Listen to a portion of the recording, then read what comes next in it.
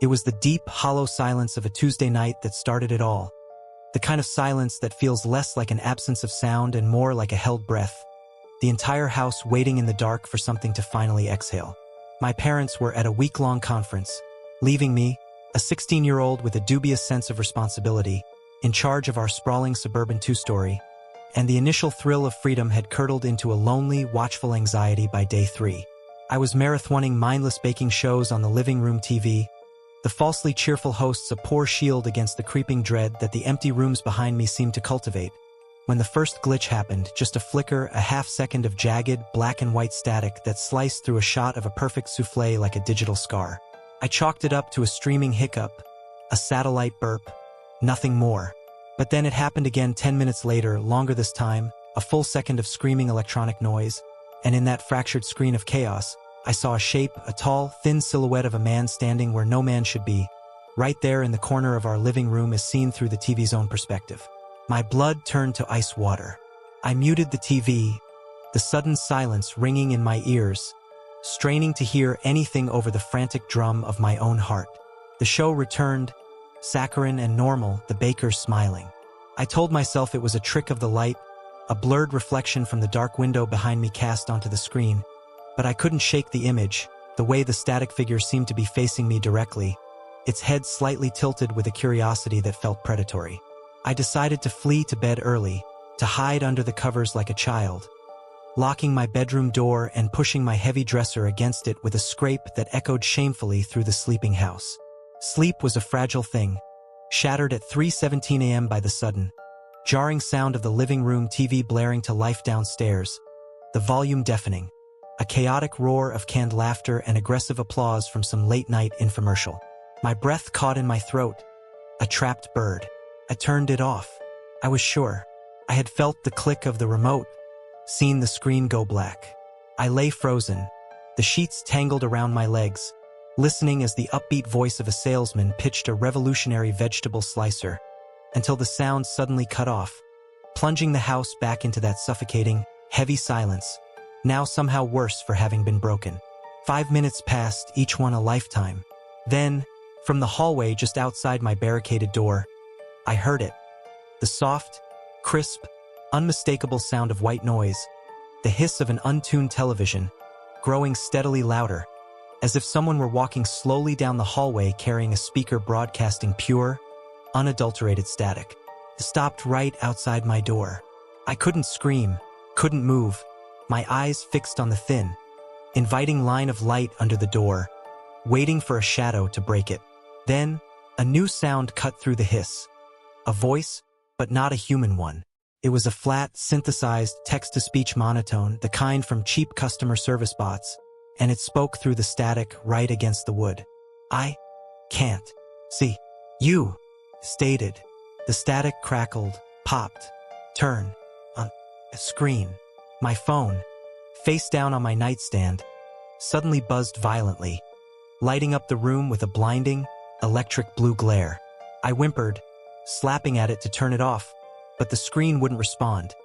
It was just a field of searing, dancing static, and deep within its chaotic pixels, the tall, thin silhouette was now visible, standing in a digital representation of my own dark bedroom, its head tilted towards the phone's camera, a prisoner in the glass and silicon.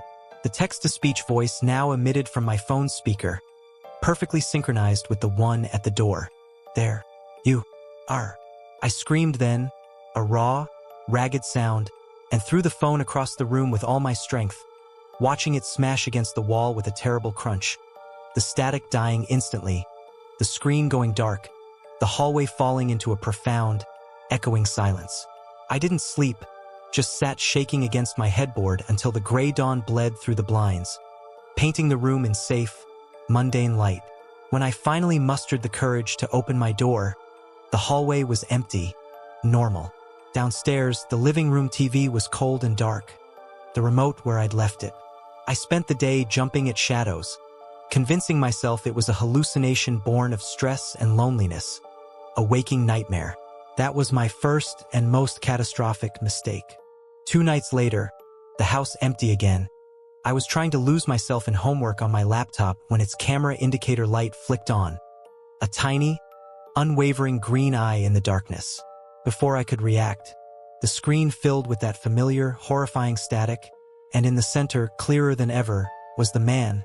But now he wasn't in a digital copy of my house. He was in his own space, a dark, nondescript room with peeling wallpaper. And on the floor at his feet, clearly visible in the rolling static, was the shattered remains of my own phone, the very one I destroyed against my wall 2 nights prior. The text scrawled across the bottom of my laptop screen, letter by agonizing letter, as if typed by an invisible, patient hand. "You shouldn't have broken your window. Now I have to use yours." And that's when I heard it, not from the laptop speakers, but from right behind me, in the physical, breathable air of my bedroom.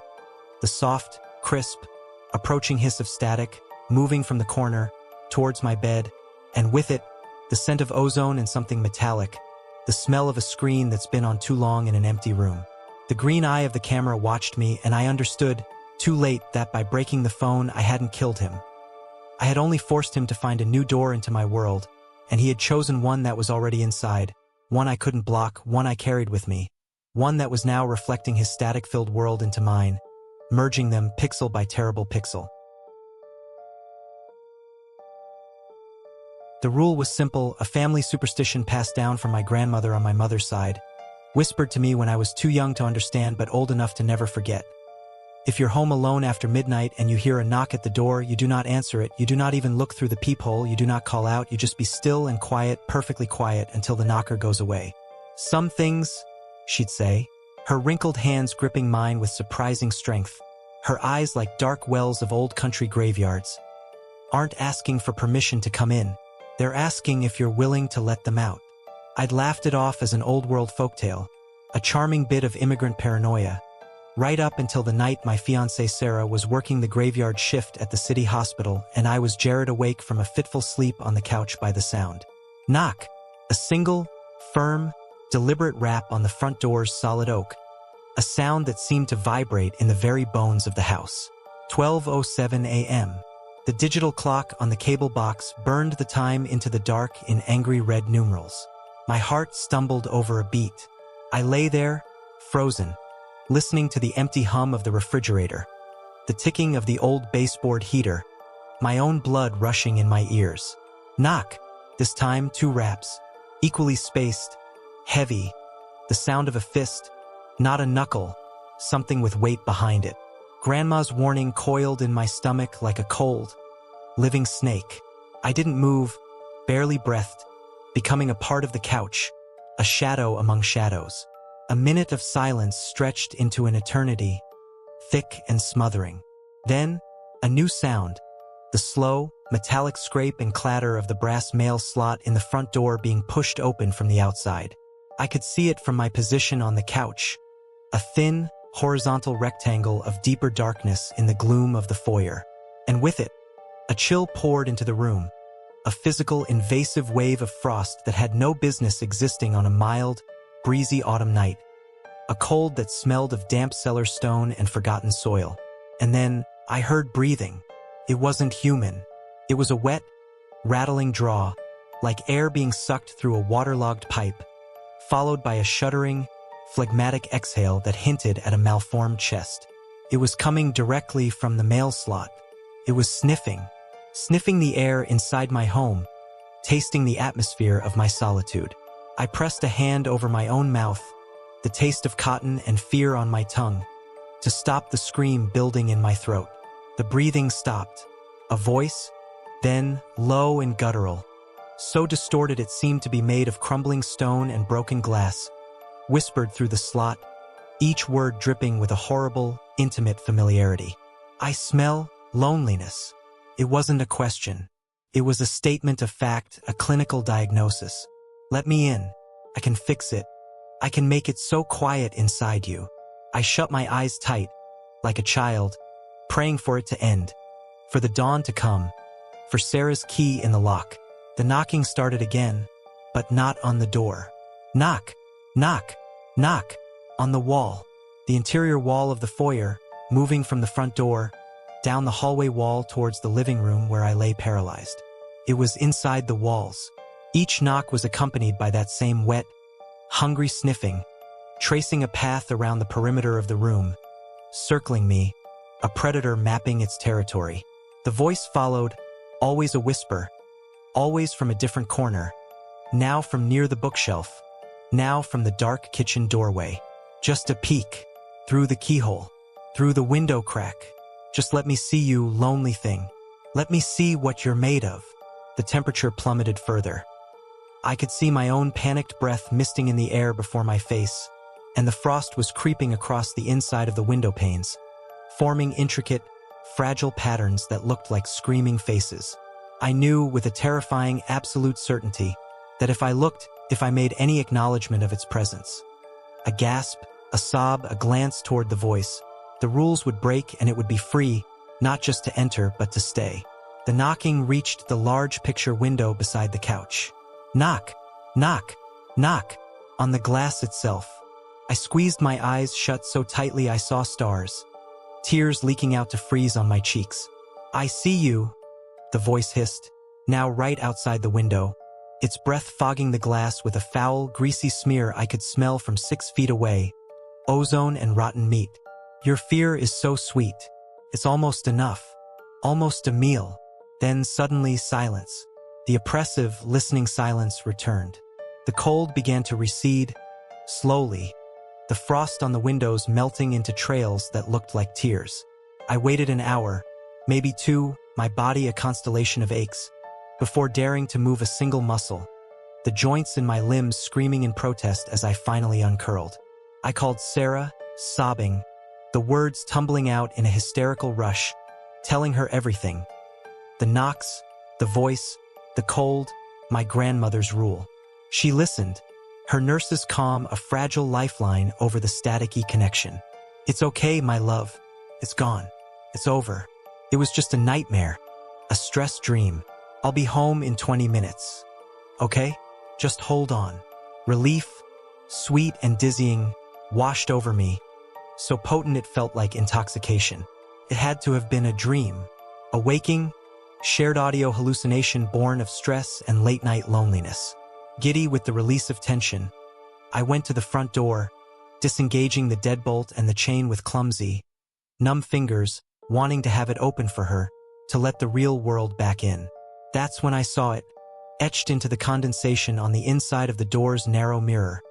A message that hadn't been there before, written in a jagged, frantic script as if carved by a frantic fingernail.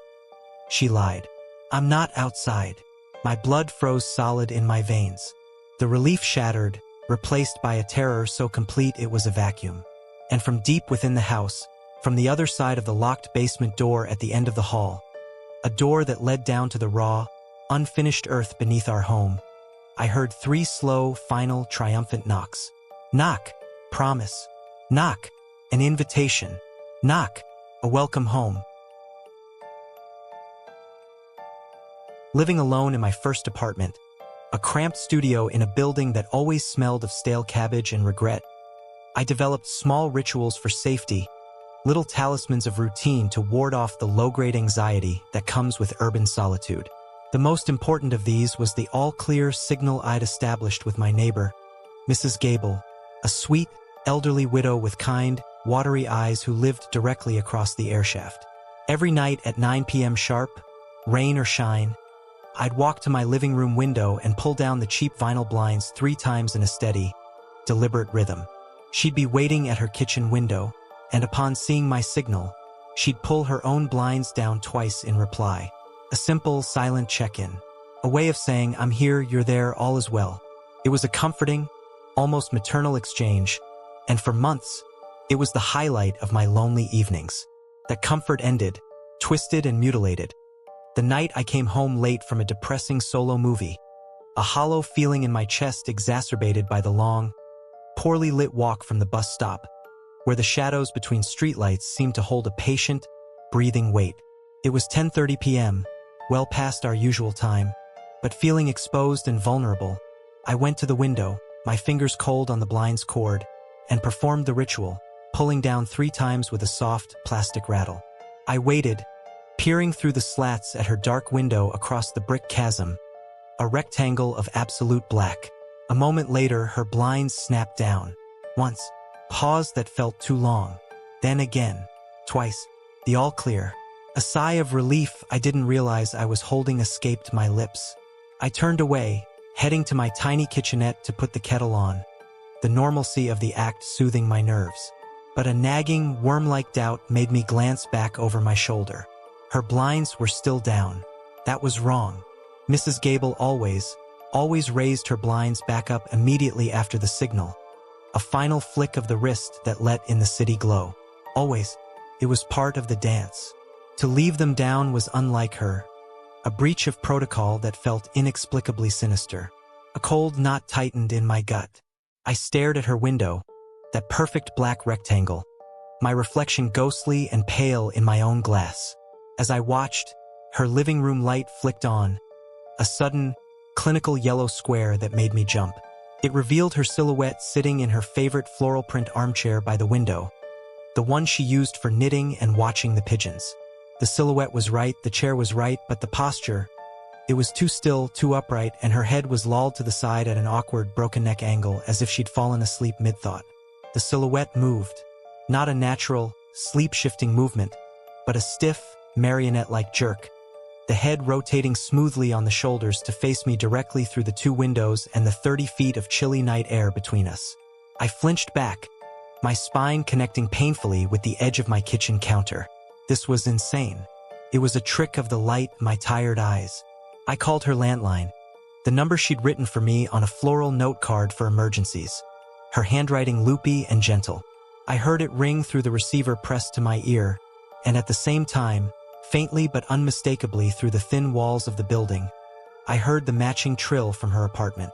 The silhouette in the chair didn't move, didn't stir at the sound. It rang 8 times, a countdown to dread, before her answering machine clicked on, her cheerful, recorded greeting echoing tinny in my ear and simultaneously, a muted, ghostly version through the wall. "You've reached Eleanor. Sorry I missed you. Leave your name and a number and I'll call you back. Promise." At the beep, my voice was a dry whisper. "Mrs. Gable, it's me. Are you okay? Please pick up." I saw. I'm worried. The silhouette remained motionless, a cutout against the light.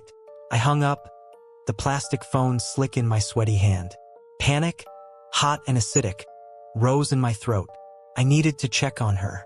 The thought of crossing the hallway, of standing outside her door, was terrifying, but the thought of doing nothing was worse. I grabbed my small canister of pepper spray and my keys, the metal biting into my palm, and stepped into the hallway, locking my door with a click that echoed too loudly. The hallway was long, lit by one flickering fluorescent tube, and it smelled of old carpet, mildew, and something vaguely metallic. Her apartment, for B, was at the far end, past the groaning elevator shaft. As I passed the stairwell door, a heavy metal thing with a wire-reinforced window, I heard a faint, shuffling step from the concrete stairs just below the landing. I froze, my breath catching. "Hello," I called out, my voice small and pathetic. Silence. Then another shuffle, a soft scuff. Not ascending or descending, just waiting. I hurried to her door, the numbers 4B slightly crooked on the peeling paint. I knocked softly, my knuckles barely touching the wood. "Mrs. Gable? It's me. From across the way. Please answer." No answer. I tried the knob. It was locked, cold and unyielding. I pressed my ear to the smooth, cool wood of the door. From inside, I could hear her television playing, the low murmur of a laugh-track sitcom. And underneath that, something else. A slow, rhythmic, dragging sound, like something heavy being pulled across the parquet floor she was so proud of. And then, cutting through it all, a wet, tearing noise, like Velcro but organic, sickening. I stumbled back from the door, bile rising in my throat, a cold sweat soaking my shirt. I needed the police. Now, I turned to rush back to the safety of my own apartment, to make the call, but my door, which I knew with visceral certainty I had locked, now stood slightly ajar. A sliver of warm, yellow light spilled from it into the dim hall, painting a tapering line on the ugly carpet. I never left lights on. I never, ever left my door unlocked. I approached as one approaches a sleeping predator, pushed the door open slowly on silent hinges.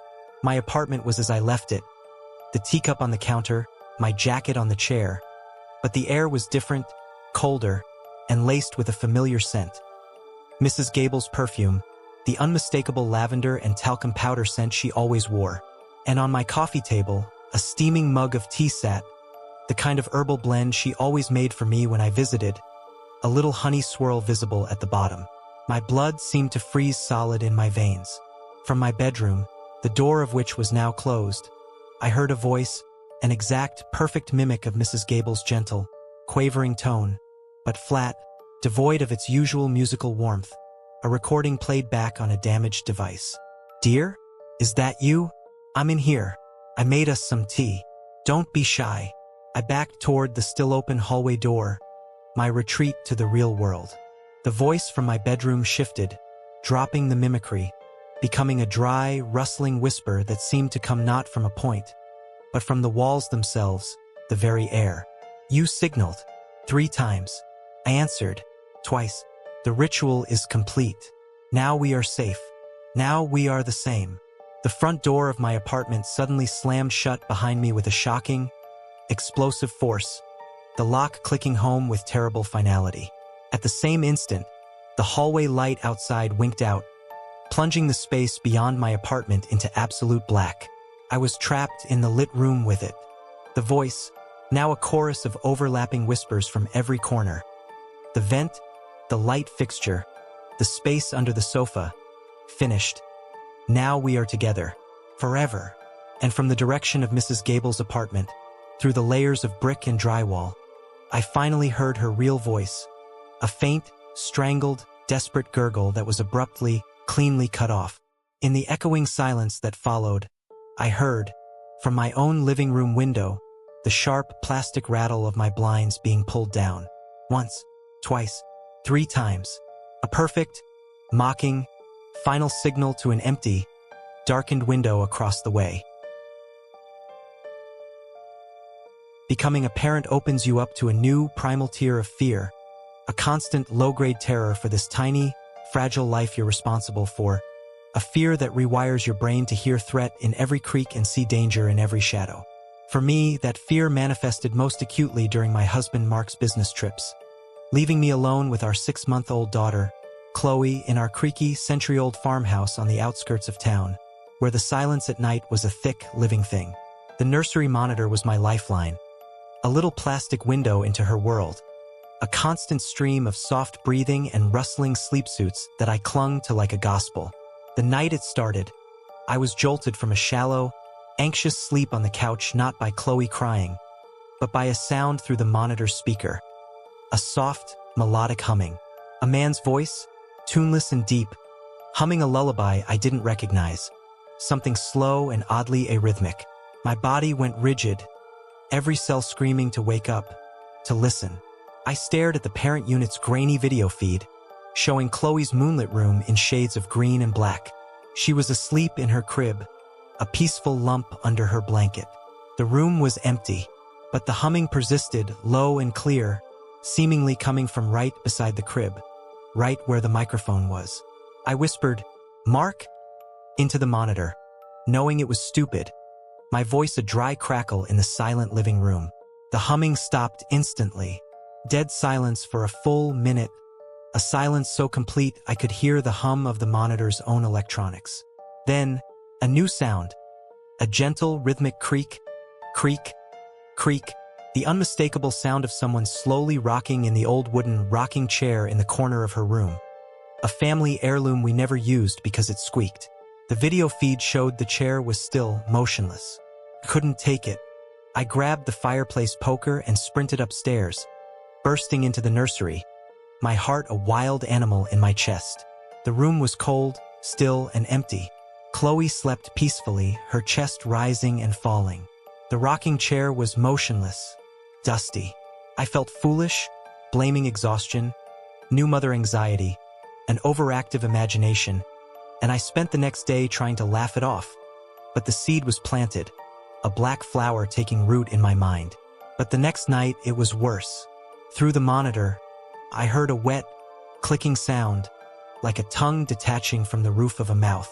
Then, a voice, not humming this time, but speaking directly, its tone one of grotesque, intimate affection. "Shoo, little meat, don't wake her. You are so soft, so warm." I flew upstairs again, weapon in hand, to find nothing, always nothing, Chloe undisturbed, the room chillingly normal. This became the pattern, my private hell. Whispers through the monitor of unsettling, biological endearments. Precious marrow, sweet sinew, little bone bag. Always when Chloe was alone, always ceasing the moment I burst into the room. The air always colder there, smelling faintly of turned earth and copper. I became a sleep-deprived ghost, haunting the living room couch, staring at the monitor screen until my eyes burned, watching for shadows that never appeared on camera, jumping at every pop and hiss of the audio. I called Mark, hysterical, babbling about the voice. He suggested a faulty monitor, a neighbor's baby monitor on the same frequency, maybe even my own mind playing tricks. It was logical, sane, the kind of answer I desperately wanted to believe. It was also catastrophically wrong. The breaking point came last night. The voice through the monitor was clearer than ever. A dry, papery rustle, like pages turning in a tomb. "She is dreaming of light and milk," it whispered. "I am dreaming of the dark underneath. We are meeting in the middle. Can you hear her dreaming?" And then, on the video feed, I saw it. Not a shadow, not a figure, but the crib itself tilting, ever so slightly. The legs on one side lifting a quarter-inch off the rug, as if a great, unseen weight were hanging from its side rail, pulling it down. Chloe stirred, whimpering in her sleep. The voice shushed her, a sound like wind through dead leaves. "Almost time, little meat. Almost time to come under. The soil here is soft. I made a space for you." That's when the horrible understanding dawned, cold and final. It wasn't in the room with her. It was under it. The camera's limited, top-down field of view showed the floor, the rug, but not what was beneath the floorboards in the dank, earthen crawl space beneath the nursery. The thing was down there, talking upward through the cracks in the old floor, through the heating vent, its voice picked up by the monitor's sensitive microphone. It wasn't trying to get in. It was trying to lure her down. Or it was telling me it was coming up. I didn't go upstairs this time. Terrible, calm clarity settled over me. I ran to the basement, to the small, locked door set into the fieldstone foundation that led to the subcrawl space. A space we'd never ventured into, the key hanging rusted on a nail nearby. My hands shook so violently I could barely fit the key, but the lock gave with a gritty shriek. The door swung inward on pure, consuming pitch black, releasing a gust of air that smelled of damp soil, ancient stone, and something sweetly rotten, like spoiled milk and decaying flowers. I shone my phone's light inside, the beam cutting a trembling swath through cobwebs thick as curtains. The cramped space was a forest of rough foundation pillars and snaking pipes. And there, directly under where the nursery would be, the dirt floor was not just disturbed, it was shaped. A long, shallow, perfectly rectangular depression had been dug, exactly the size and shape of Chloe's crib. And in the center of that earthen impression, arranged with chilling, deliberate care, was a ring of Chloe's pacifiers, the very ones that had gone missing over the past month. They were coated in a sticky, dark substance that glistened in my light. My beam, trembling wildly now, swept to the edge of the depression and caught something that stopped my heart. A handprint, small, delicate, a perfect match for a baby's hand, but pressed deep into the cold, packed soil. The fingers splayed in what looked like panic or strain, and it was pressed from below, as if something had been pushing up from underneath the very dirt, trying to break through from some other, deeper place. From my phone, still clutched in my frozen hand, the nursery monitor's audio feed played live. I could hear, faintly, my own ragged, echoing breaths from upstairs in the nursery, where my body was not. And underneath that audio, from the monitor speaker, but also, horrifyingly, from the darkness of the crawl space around me, I heard the dry, rustling voice whisper one last thing, not to Chloe, but to me, the words slithering out of the earth and the air. "You found my crib. I made it with my hands. Now lie down." The little meat needs a mother underneath her. 2. To catch her when she falls. To cushion the drop.